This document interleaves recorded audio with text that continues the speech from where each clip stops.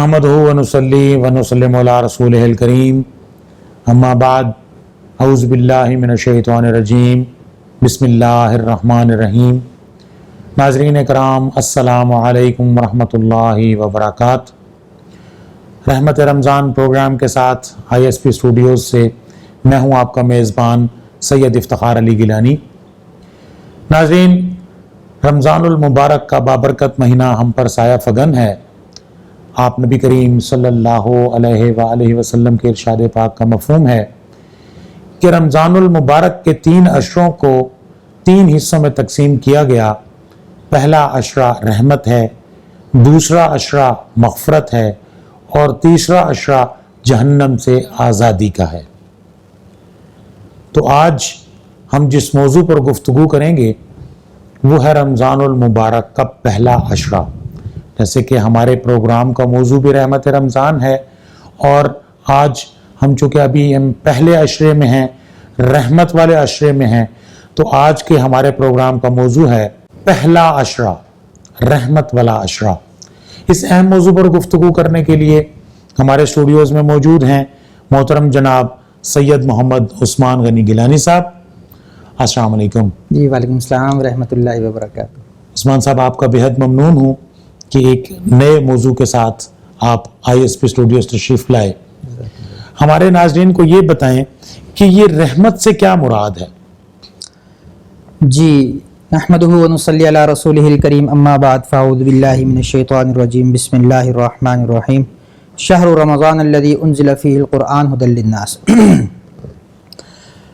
जब हम ये बात करते हैं कि रमज़ानुल मुबारक को 3 अशरों में तकसीम किया गया और पहले अशरा रहमत, दूसरा मग़फ़रत और तीसरा जहन्नुम से निजात, तो एक बात यहाँ पर ज़रूर मलहूज़ खातिर रखी जाए कि ये सिर्फ़ अगलब एतबार से इनको ये नाम दिए गए हैं जी, वरना पूरा रमज़ान रहमत का भी है, पूरा ही रमज़ान मग़फ़रत का भी है और पूरा ही रमज़ान जहन्नुम से निजात का भी है। सुभान अल्लाह। तो ये अगलब एतबार से यूँ कहा गया कि पहले अशरे के अंदर मग़फ़रत भी होगी, जहन्नुम से निजात भी होगी, लेकिन ज़्यादा इसमें रहमतें बरसाई जाएंगी। सुभान अल्लाह। जैसा कि आप अलैहिस्सलाम की हदीस मुबारक का मफ़हूम है कि आप अलैहिस्सलाम ने इरशाद फरमाया कि मुझे इस उम्मत के लिए ऐसी 5 चीज़ें दी गईं जो आज से पहले किसी नबी को किसी उम्मत के लिए नहीं दी गई। उसमें सबसे पहली बात कि रमज़ान के महीने के अंदर अल्लाह रब्बुल इज़्ज़त पहली रात को खुसूसी रहमत फरमाते हैं अपने बंदों पर। सुभान अल्लाह। दूसरे नंबर पर रोज़ेदार के मुंह की जो बू है अल्लाह रब्बुल इज़्ज़त के यहाँ मुश्क से ज़्यादा पसंदीदा है। सुभान अल्लाह। तीसरे नंबर पर कि फ़रिश्ते, अल्लाह रब्बुल इज़्ज़त के बरगुज़ीदा फ़रिश्ते इस महीने के पहले अशरे के अंदर और तमाम बाकी अशरों के अंदर रोज़ेदारों के लिए मग़फ़रत की दुआएं करते हैं। सुभान अल्लाह। और चौथे नंबर के ऊपर अल्लाह का जन्नत को यह हुक्म होता है कि तुम मेरे रोज़ेदारों के लिए मुज़य्यन हो जाओ। सुभान अल्लाह। और अपने रोज़ेदारों के लिए जन्नत को तैयार करता है अल्लाह रब्बुल इज़्ज़त। सुभान अल्लाह। और 5वें नंबर पर यह कि आखिरी रात में अल्लाह रब्बुल इज़्ज़त तमाम रोज़ेदारों की मग़फ़रत फरमा देते हैं। सुभान अल्लाह। तो ये जैसे मैंने अर्ज़ किया कि पूरा महीना ही रहमत और मग़फ़रत का है, तो पहले अशरे के अंदर ख़ुसूसी तौर से अल्लाह रब्बुल इज़्ज़त रहमत की नज़र फरमाते हैं। और रहमत क्या है? रहमत अल्लाह रब्बुल इज़्ज़त की मेहरबानी, अल्लाह रब्बुल इज़्ज़त का ख़ुसूसी अफ़्व व करम कि अल्लाह रब्बुल इज़्ज़त अपने बंदों को देखता है कि वो 24 घंटे गुनाहों में लिथड़े हुए हैं, वो 24 घंटे गुनाहों में पड़े हुए हैं, तो अल्लाह रब्बुल इज़्ज़त ये जो रमज़ान का महीना इनायत फरमाता है, ये नेकियों का मौसम बहार है गोया के, और इसमें नेकियां बढ़ चढ़ कर सवाब का बाइस बनती हैं। एक एक नेकी 70-70 गुना तक सवाब का बाइस बनती है। ये अल्लाह रब्बुल इज़्ज़त की रहमत नहीं तो और क्या है। अल्लाह रब्बुल इज़्ज़त की रहमत इस महीने के अंदर बख्शिश के बहाने ढूंढती है कि कोई भी एक इंसान जरा सी तौबा करेगा, अल्लाह रब्बुल इज़्ज़त सारे गुनाह माफ़ कर देंगे। जैसे कि हदीस का मफ़हूम है कि जिस शख्स ने सवाब और एहतिसाब के एतबार से रमज़ान के रोज़े रखे, अल्लाह रब्बुल इज़्ज़त उसके पिछले तमाम गुनाहों को माफ़ फरमा देंगे। सुभान अल्लाह। तो इससे बड़ी रहमत और क्या होगी। तो रमज़ान पूरा ही रहमतों से मुज़य्यन है और पहला अशरा ख़ुसूसी तौर पर अल्लाह की रहमतें हासिल करने का ज़रिया है। तो हमारी कोशिश ये होनी चाहिए कि पहले अशरे से ही, पहले रोज़े से ही हम इस रहमत को सामने रखें, अल्लाह की रहमत को अल्लाह रब्बुल इज़्ज़त से मांगें और अपनी ज़िंदगी के अंदर इसके एतबार से आसानियाँ मांगें। تو یہ چیزیں انشاءاللہ پورے رمضان میں ہمیں فائدہ دیں گی۔ سبحان اللہ، بہت اچھی، بہت عمدہ گفتگو۔ عثمان گیلانی صاحب، یہ ابھی ہم پہلے عشرے میں ہیں، تو اس سے ہم اللہ تبارک و تعالیٰ کی رحمت کو کیسے حاصل کر سکتے ہیں؟ ہمیں کون سے ایسے اعمال کرنے چاہیے جس سے ہم ان جو رمضان المبارک کی فیوز و برکات ہیں اس کو زیادہ سے زیادہ سمیٹ سکیں؟ اس بارے میں ہمارے ناظرین کو کچھ بتائیں۔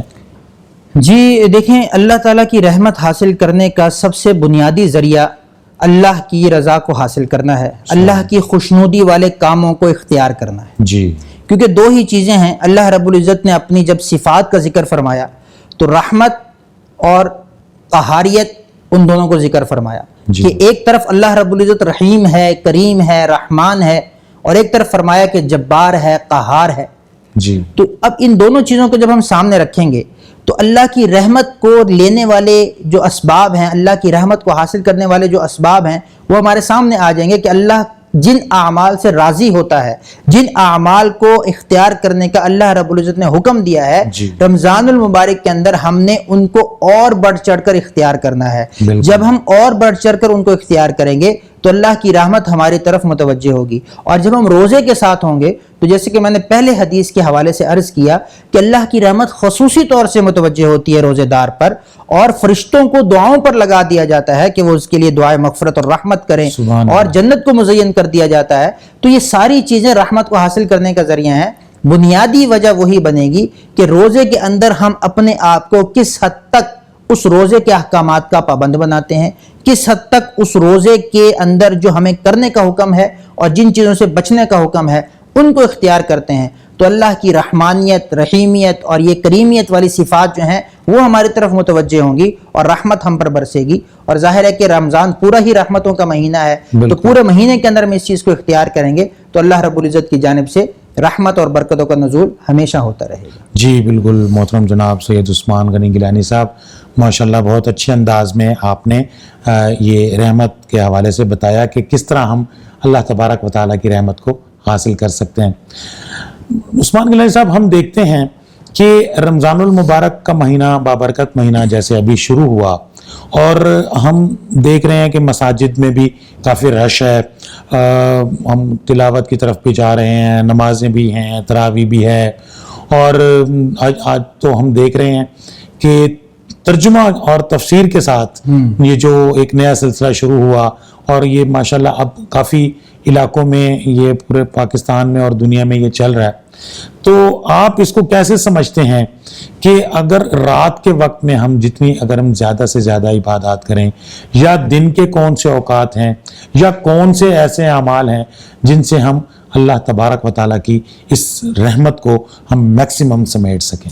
جی بالکل، اس میں جو پہلے میں نے آیت تلاوت کی آپ کے سامنے، شہر رمضان الذی انزل فیہ القرآن، جی، کہ رمضان اور قرآن کا باہمی ربط بہت اہمیت کا حامل ہے۔ جی بالکل۔ تو اس میں قرآن کی تلاوت، جتنی زیادہ سے زیادہ ہم قرآن کے قریب ہوں گے، قرآن سے محبت کریں گے، قرآن کے ساتھ اپنے آپ کو جوڑیں گے، اتنا ہی یہ اللہ کے ساتھ رحمت کا ذریعہ اللہ سے رحمت حاصل کرنے کا ذریعہ بنے گا۔ بالکل۔ اور اس کے علاوہ جو ہماری روزمرہ کا جو شیڈیول ہے، روزمرہ کا جو معمولات ہیں، اس کے اندر ہم نے اب ایک تو روزے کی اہمیت اور روزے کے جو تقاضے ہیں ان کو سامنے رکھنا ہے، اور اس کے ساتھ ساتھ تلاوت قرآن کو سامنے رکھنا ہے، اور جتنی لغویات ہیں ان سے بچنا، یہ روزے کا بنیادی جو ہے وہ بنیادی لغویات سے بچنا یہ روزے کا بنیادی سبب ہے، جی۔ کہ روزہ ہمیں لغویات سے بھی دور کرتا ہے، اور جتنے وقت ضائع کرنے کی چیزیں ہیں ان سے ہم اپنے آپ کو دور کریں گے، جی۔ تو خود بخود روزے کی رحمتوں کے قریب ہوتے چلے جائیں گے۔ اس بارے میں جیسے آپ نے فرمایا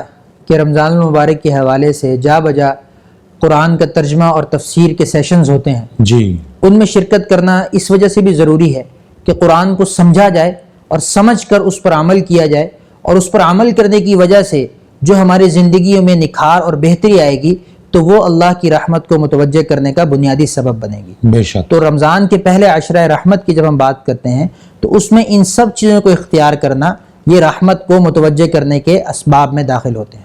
تو جب ہم ان چیزوں کو اختیار کریں گے اور تراویح کے اندر اور قیام اللیل کے اندر اور راتوں کی عبادت کے اندر اور ذکر و اذکار کے اندر اور تہجد کے اندر اور تلاوت کے اندر ہم جب ان چیزوں کے اندر اپنے زندگی کے معمولات کو اختیار کریں گے تو پھر یہ چیزیں پوری زندگی کے لیے آنے والے 11 مہینوں کے لیے ہمارے لیے باعث برکت اور رحمت بنیں گی۔ بالکل، بہت اچھی بات، بہت بہت شکریہ محترم جناب سید محمد عثمان غنی گیلانی صاحب، سینئر لیکچرر ISP ملتان۔ آپ کا بے حد ممنون ہوں کہ آپ ایک اہم موضوع پر گفتگو کرنے کے لیے اسٹوڈیوز تشریف لائے۔ ناظرین، رمضان المبارک کا پہلا عشرہ رحمت، اور ہمارے پروگرام کا نام بھی رحمت رمضان۔ رمضان المبارک کی رحمت اور اس کے فیوز و برکات ہم کیسے حاصل کر سکتے ہیں، اس پر محترم جناب حافظ سید محمد عثمان غنی گیلانی صاحب نے تفصیلی گفتگو فرمائی۔ آخر میں بس یہی کہوں گا کہ اپنے معمولات کو ہم تبدیل کریں۔ اگر رمضان المبارک کے بابرکت مہینے میں بھی ہمارے روٹین کے معمولات اسی طرح سے چل رہے ہیں جیسے پہلے چل رہے تھے، یعنی رات کو تراویح ہے اور قرآن مجید کی تلاوت ہے اور نمازوں کا باقاعدہ باجماعت ادا کرنا ہے، اور اس کے ساتھ ساتھ صدقات اور خیرات میں بڑی مشہور حدیث ہے کہ صحابہ کرام رضوان اللہ تعالی علیہم اجمعین ارشاد فرمایا کرتے تھے کہ آپ نبی کریم صلی اللہ علیہ وآلہ وسلم رمضان المبارک کے بابرکت مہینے میں اتنے صدقات اور خیرات کرتے تھے جیسے آندھی کی طرح تیز آتی ہے، اسی طرح تیز آپ صدقات و خیرات کیا کرتے تھے۔ تو آپ بھی رمضان المبارک کے بابرکت مہینے میں اللہ تبارک و تعالیٰ کی رحمت اور رمضان المبارک کے فیوز و برکات کو سمیٹنے کے لیے مستعد ہوں اور اللہ تبارک و تعالیٰ کی رحمت کو زیادہ سے زیادہ حاصل کریں۔ انشاءاللہ اگلے پروگرامز میں ایک نئے موضوعات کے ساتھ آپ کی خدمت میں پھر حاضر ہوں گا۔ اس وقت تک کے لیے افتخار علی گیلانی کو اجازت دیجیے۔ اللہ حافظ۔